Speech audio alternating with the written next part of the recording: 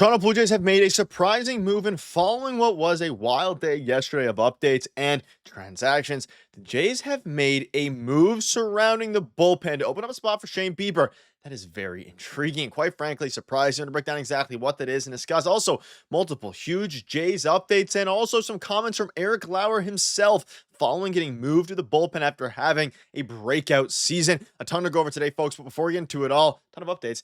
Make sure to hit that subscribe button. Your guys' support's been absolutely unbelievable. You've been absolute beast with the support, so make sure to do that. You guys' support's been great. Folks, it's a day off today, and obviously that means that the Toronto Blue Jays finally get to reset a little bit after losing the series against the Pirates. We're going to be focusing in on something that's a bit more intriguing, and I made a video yesterday night after the game talking about how they have a big decision to make, not only surrounding Eric Lauer, which they ultimately moved into the bullpen, but what that means for opening up a roster spot for Easton, or not for Easton Lucas, shout out to him though, for of course Shane Bieber.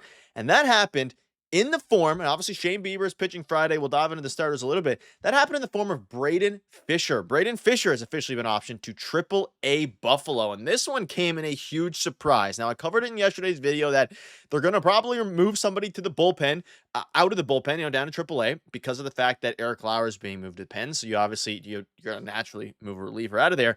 I thought it was potentially going to be DFAing Tommy Nance, maybe Mason Fluharty.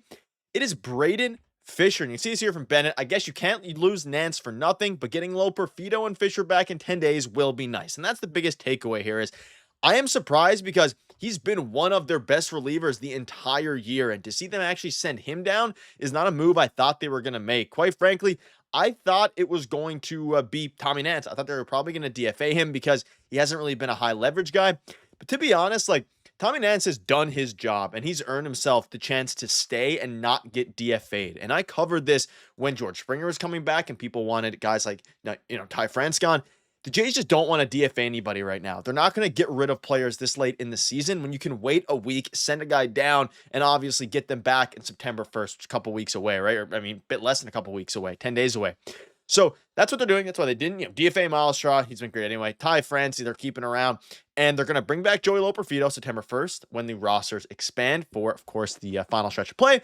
And now Braydon Fisher, who is surprising. He got sent down, truthfully. I didn't think they were going to. His ERA's sub 3, and he's really, really good.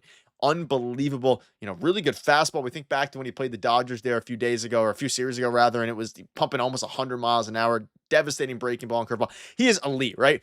But at the same time, he has options. You move him down, you call him back up now on September 1st, and that's the move that they do, which again, you look at the bullpen now with Braydon Fisher out of there on the depth chart, he was pretty high up, and people were saying, why didn't they DFA Brennan Little, all these different things. Braydon Fisher makes the most sense, and it's not something that I expected. It is quite frankly surprising, but I don't think that the move itself is necessarily surprising. It's the fact that they actually did it with Braydon Fisher, because a lot of the rumblings weren't Braydon Fisher. It was other guys, Mason Fluharty, Tommy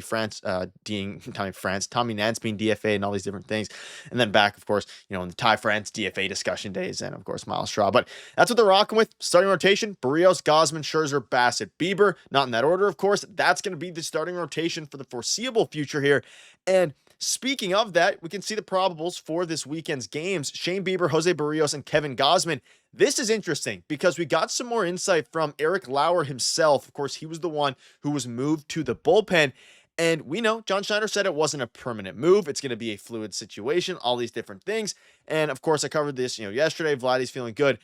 But the fact that he said it wasn't a permanent move made it interesting. And Keegan Matheson came out with an article revealing some interesting things surrounding what was actually said from both Schneider and, of course, Eric Lauer. So you see here, like Schneider alludes to, nothing about Lauer's season deserves to be bumped from the rotation, but that's not necessarily what's happening here. I'm still treating it as a start because I'm available for length, kind of like I was before. It's the same deal. Then I believe next time through, I should be back in the rotation. I believe that's the plan. Keep length and stay with that, but it just works out to where we land on the same day.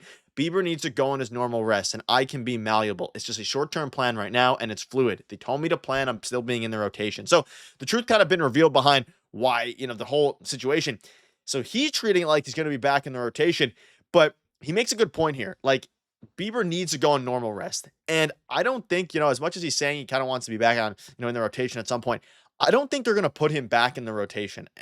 At least in the sense of I think they will put him back in rotation rather at some point. They might move somebody else out. I don't think they're going to go to a 6-man rotation is what I meant to say, because everybody is pretty firm in their ways, whether that's Gosman, whether that's, guys like, of course, Shane Bieber is returning, Max Scherzer, obviously. And I think, José Berríos is probably a little bit more malleable. Chris Bassett, maybe a little bit more malleable, but I don't think that, they're at a point now where they can afford to go to a 6-man rotation and change the mojo up a little bit. But at the same time, there is some off days here to where they can kind of move things around if they want to.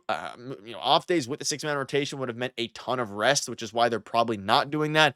And ultimately, it makes a lot of sense. And he also goes on to say, it's going to be interesting. I'm glad I'm not the one making the decisions. Obviously, with a guy coming off of rehab, you want him to get his full rest. You don't want to push him to be on quick rest or even normal rest. I think you're going to put him where he's going to stay, and all of us are going to have to hit him once, that sort of thing. If anything, Lauer is just the first guy in line to answer these 3 questions. He's handling it like a pro, which is what the Blue Jays had hoped for from this group of veterans. He's making it seem like now, Lauer, that they're going to maybe do this with Bassett, do this with Berríos, and give them all an extra day off while keeping, like, kind of where my mind's at now. You keep Berríos, you keep Scherzer, Gosman, Bieber, those guys on the normal 5 days. You rotate Bassett, Berríos, Lauer, and kind of figure those 3 out and figure out how that works. Obviously, it'll be a little bit interesting, but you can see there at the bottom as well. They say it's an open line of communication. At the end of the day, it's all open lines of communication. Braydon Fisher, he understands why it happens. He has options. He'll be up soon. When it happened with Joey Loperfido, he obviously knew he was one of the guys who were potentially going to be sent down. He understands it's the business, especially at this time of year when you're in a pennant race, and he'll be back for the playoffs and most likely be on the playoff roster. Same with Braydon Fisher. It's the way the business goes. But obviously, when you're pitching great like Braydon Fisher was, or you're pitching great like Eric Lauer certainly was, to be pushed, in Braydon Fisher's case, out of the team, or in Bieber's case, or Lauer's case, in exchange for Bieber, kind of just be pushed out of the regular starting rotation. It sucks a little bit, but that's what happens when you're in a pennant race. And obviously, the Jays are coming off of a couple brutal losses against the Pirates. The Yankees gained a game on them. It's 4 games back now of the Blue Jays. Like, the Jays have to win. I know some tweets going out there, some jinxes saying that it would be a crazy fumble if the Jays lose the AL East at this point. That's not true. Like, you have to keep pushing. You are 4 games up, 5 with the tiebreaker, but you play the Yankees. You play some good teams down the stretch, and you don't have an easy schedule. You're going up against the Brewers here sometime soon. You have the Marlins. Like, I'm expecting winning 2 out of 3, maybe even a sweep this weekend if you really want to help separate yourself, because the Yankees and the Red Sox are going to be playing each other in this next series this weekend as well, which obviously means one of the teams is going to gain ground, one of the teams is going to lose ground every single day. The Jays obviously have to take care of that and obviously use it to their advantage. But let me know down below what your thoughts are on this. One final thing surrounding the Lauer situation. You can see here from Samuel Gravano. Given today's rotation update, I think they will have Lauer start the final game of the Twin Series. Lots of lefty bats from Minnesota, and more importantly, reluctant to start Bieber on regular rest so soon. So that's something to keep an eye out on. Maybe if you look ahead to the schedule, lefties, all these different things, you can kind of convince yourself that Lauer's going to be right back in there, like you said he will be very, very soon. But folks, that'll wrap it up. Let me know down below, most importantly, what your guys' thoughts are on all this. Things are getting crazy. We'll keep you up to date every step of the way. Cheers.